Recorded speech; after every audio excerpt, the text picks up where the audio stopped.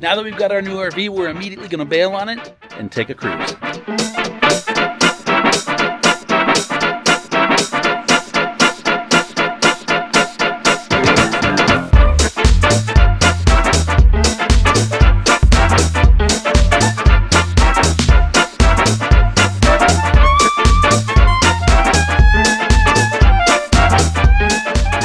Back to Millers in Motion. My name is Ryan, along with my wife Lauren. We take you on all kinds of fun RV and travel adventures, and this is one of those travel specific adventures. We just got done wrapping up the purchase and pickup of our brand new Alliance Delta 252 RL, and I couldn't think of a better way to celebrate that by going on a cruise with friends. So we're currently in the Dallas-Fort Worth area, and we are getting ready to head from my folks' house over to Dallas Love Field, where we'll catch a plane to Los Angeles. We'll explain more once we get there.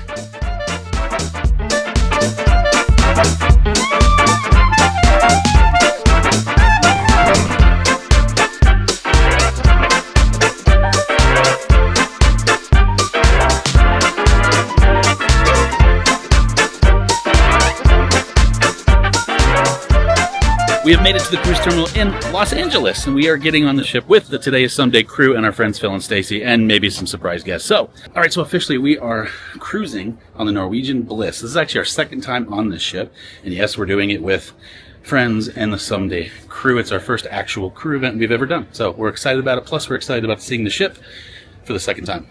All right, we are in stateroom 13808. It is a balcony stateroom. Hi. Pretty simple. Would you call it a queen size bed or a king size bed? This is where like RV King comes into play. They call it a king, or maybe not. So what's interesting is we've been on this ship before, like I said briefly earlier, and it seems almost exactly the same. It feels very familiar. It has done one dry dock, so there's some changes. Like the observation lounge not as big anymore, but it's pretty simple. Full length mirror, light switches, bathroom light that's not on. This was my favorite features because for a cruise ship, that's huge. And it's pretty simple. We both have nightstands. There's USBs on the ends there. I'm going to call it like a RV King. Like a 70 by 80. Exactly. Or whatever that is. Little couch. I'm pretty sure that can become sleeping. Little TV on the wall. And then this is all actually storage. It just doesn't look like it all the way through. And then we got a balcony, if I can get out of it. And there's the pretty port of Long Beach. With that, we have a fun adventure. I have no idea how this is going to come across in the edit. Surprise, Lauren. But we are going to record what we can, but we're also going to relax on this cruise. So if the format's a little different than normal, that's why. On to whatever's next.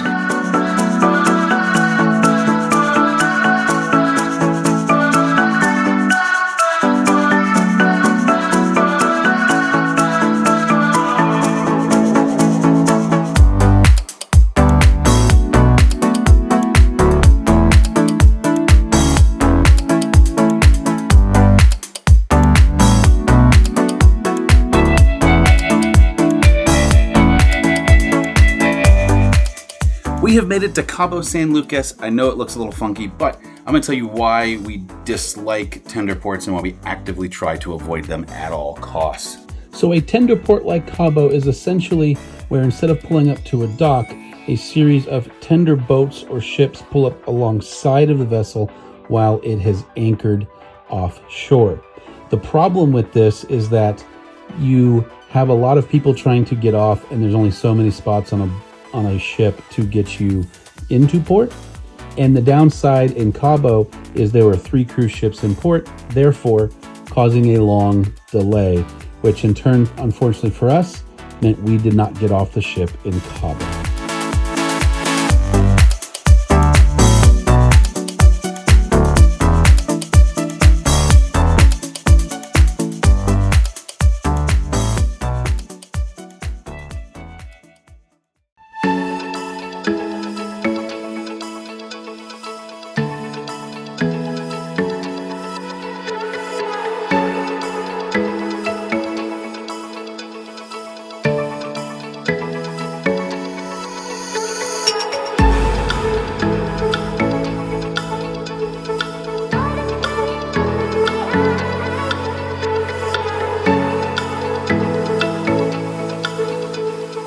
We have made it through the fog and we are officially in Mazatlán, Mexico.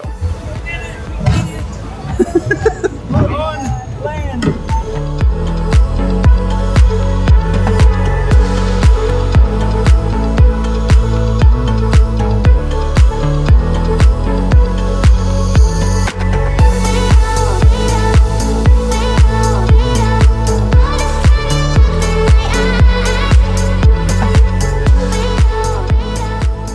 To explore Mazatlán, we're actually going to take a food tour, thanks to Howard and Kaitlin for coming up with all of it, and apparently we paid for everybody. So, but I'm excited. Everybody knows the way to my heart is through my stomach. Yeah, the indigenous people, the Aztecs, they would take this as an on-the-go food because you can fill it with different things: fava beans, refried beans, charbon. It's really good. It's so fresh. There's the corn that strikes you first, kind of, and then the freshness, I think, of the cactus is what I'm getting next. I'm actually not getting the ricotta like first. If that's how the rest of this food tour is going to go, we're in trouble because we're going to be very, very full. But that was, I always talk about how spice, I don't want stuff to be hot just for hot because I think that's big flavor. It's crazy how different the salsa verde versus like the red salsa is because the smoke level and the spice level. Some people can handle it better than others. Also, everything at this restaurant's been representative of Mexico City, which is pretty cool. So, wish I had brought my tripod. And we are on to stop number 2. You know, one of the really cool things is when you do food tours, you get to really learn a lot about the culture through the food. And we all know food's near and dear to my heart, but I'm excited to keep on going and see how long we can keep this appetite going at the route we are. The specialty that we're getting here is something that is think of it as a soup and sandwich. It's a roll filled with pork, covered with tomato sauce and pickled onion. Now they're about this large, so we're going to get half a sandwich. Following your Yeah, there's no right way of eating it. It's just No, there's not. Yeah, fearless. I was gonna go for the spoon, but everybody else is going. Attack it. Everybody else is just handheld. Is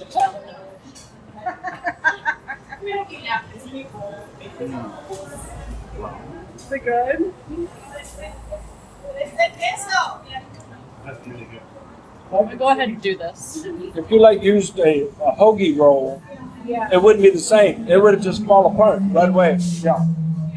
And the rolls that you can get here are kind of soft. You have different rolls. You have some that are for sandwiches, telera with the T, telera.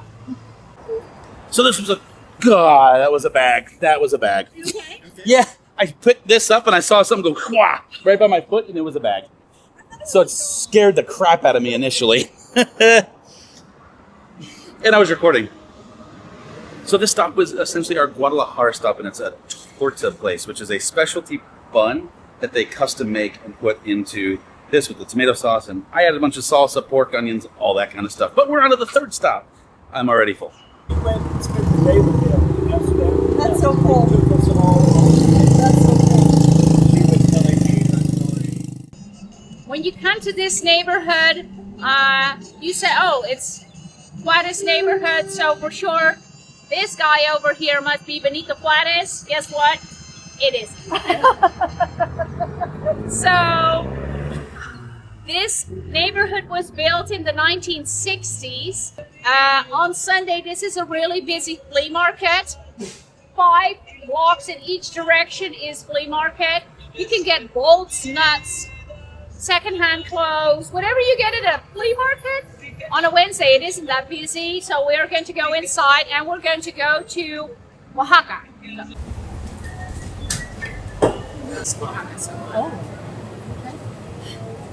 What it's most known for is mole.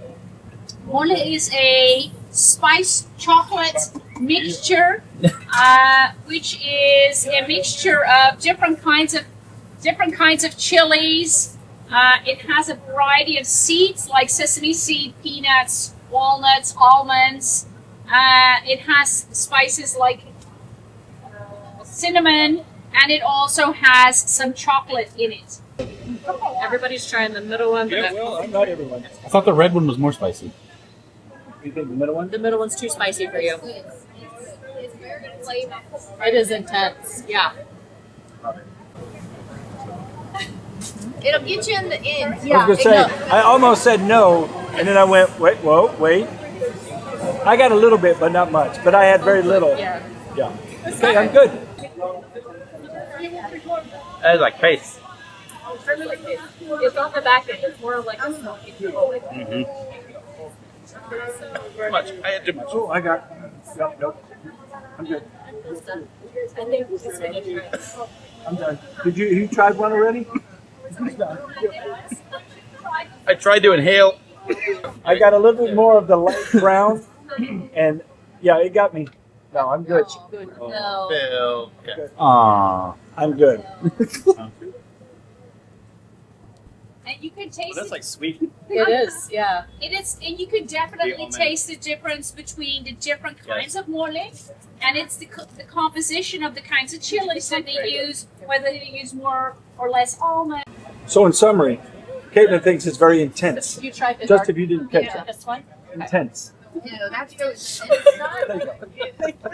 Oh yeah, Yeah. I like that one. That one, yeah, that one is good. It almost has like a cocoa flavor to Yes, it. yeah, you can taste the chocolate a bit more Yeah, in there. but this middle one was spicier. Even the almond I felt like was a little spicy. Intense. None for Phil. So that one was less? Yeah. It was less than the middle one, but to me it was more than the almond. It's like on the back of your throat. Teeny tiny bit, just teeny tiny bit.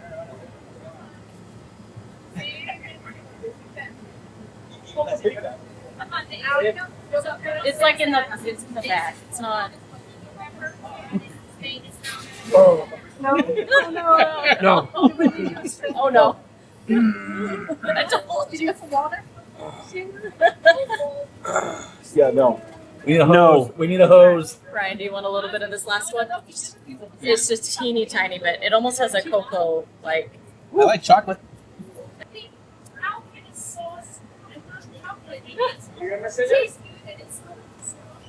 Mmm.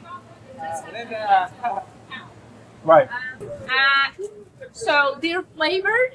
They are spicy. So for you, that might be. Oh. I was. You can still try it. You had me at Turn around. lime. He's waving at us. Yes. Oh. I have to pass. Oh no. What are I have Sorry. to pass. I don't want you to be alone. The crickets. Were you not listening? No. Yeah, it's a cricket.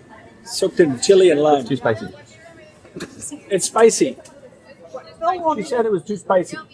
Well, I'm not let doing Kaitlin taste it first. But It's good. She said they were good. But they're spicy. You could handle spicy. The way you look, I don't eat my beer nuts like. You were making it too crunchy. It's crunchy. I saw a leg kick out. There was a leg. I gotta pass. I gotta pass. Just take a little. Are they spicy? Then? Yeah, they are. All right, Stace.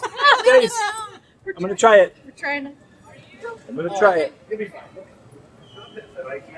I don't think it is. There's no legs on this one, so he can't run. Okay.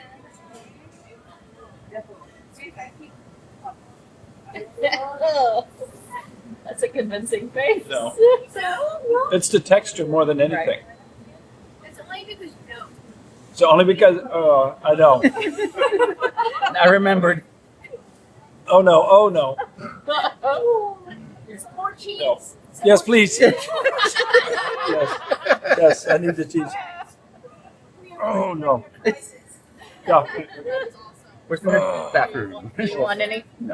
For 69 years, they are about to turn 70. So since the beginning of this neighborhood, this food stand has been around. It's a family-attended shop. All the staff here, they're all family. Brothers and sisters and some grandchildren. This is a stand, it's called The Coward, because when Grandpa started it, he would invite people in with the slogan, come in, don't be a coward. And that stuck. So veggies and meat, and it's just a very good combination. Stacy's doing it right. So it's like a comfort food. You're right. You should try it before you doctor. It's actually quite good even without. Yeah. Really good. Cabbage, lime. Gotta follow suit. You get a cilantro. Can I have some cilantro? You can.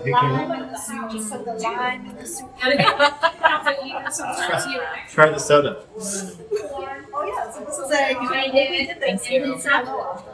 So everything you just saw was actually one of the local markets. Everything from the chicharrones and what was the other? Everything from the chicharron stand where they were fresh making and butchering everything, all the way to that soup at the end of the day and talk about, which is a beef soup. Started off as like a turtle soup because apparently that was abundant back then. But for now, it's a beef soup. So and now we're on to dessert. You're so pretty. Oh, you're shaking. You're shaking, baby. Oh, baby. I have a dog. I have a dog. That is a nice looking pup. That's a nice looking. Hey. What's Like I'm being scratched. You know. We talk about Mexican candies. Mexican candies are typically, you would think, chili, tamarind. That's usually the go-to. This is a Mazatlán candy that is a marshmallow coconut candy. This is made from scratch. Hola. No, tú tranquila. We are allowed to go inside of this marshmallow factory. This is Karina. She works here. Let's see what kind of part of the prep they're doing. Maybe we can see some action. So let's go inside and check. It seems kind of subtle, but it tastes so good. It's like So squishy. layers of flavor. They're so soft. Just take one. The other one is for me. So here's the funny part: is I don't like marshmallows. Get away from me. So I don't like. Let me phrase that. I don't like marshmallows in America. I've not liked a marshmallow in America. It's fluffier. How is it fluffier? Before Phil comes back, I'm going to eat that. So this is actually the last stop on this little food tour that we're doing, but it's dessert, and it's a very famous marshmallow factory. And it's crazy because, like I said, I don't like marshmallows, and when I tasted it, it doesn't taste like what you consider like a marshmallow back in the States because there's no preservatives in it. And because of that, like marshmallows in the US are super shelf stable, which means there's just a ton of preservatives in them. Here, they're saying like 2 weeks and that's about it. Then they're going to go bad. So we're buying some. We're taking some back for the girls at Lauren's office, and then we're going to get a bag for us as well, just to eat. We're just going to eat it. If you talk about local things, Phil, found us calling. Phil, faster. No. Oh, they are kind of gooey. That's why she does the. I'm so happy I got my bag before Phil touched them all.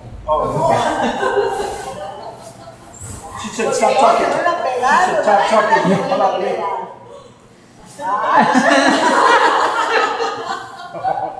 Get it. 10 minutes, 7 hours. So that's going to do it for our food tour. It was with a company called Flavor Teller. They were amazing. Amazing, yeah. Knowledgeable, knew the history of the food, all of that kind of stuff. What was your favorite one? So I really liked the flacoyas that we had at the very beginning that you made, but I like the marshmallows because we can take them back as gifts for friends too, hopefully, fingers crossed. I think my most favorite thing was that it's immersive, and so you got to see so much of the culture and learn about the food. So, way to go. For me, it was the sandwich that I don't remember the name of, but it was pork, and I like pork. I never get it because she doesn't like pork. Yeah. And then the marshmallows. That was cool because I don't like marshmallows, but these were amazing. So with that, we are going to go wander a little bit with, obviously you've seen now we're with our friends Howard and Kaitlin and Phil and Stacy. So now we're going to go wander and see what else Mazatlán has to offer before we go back to the ship and sit in a hot tub for a little while. Let's go.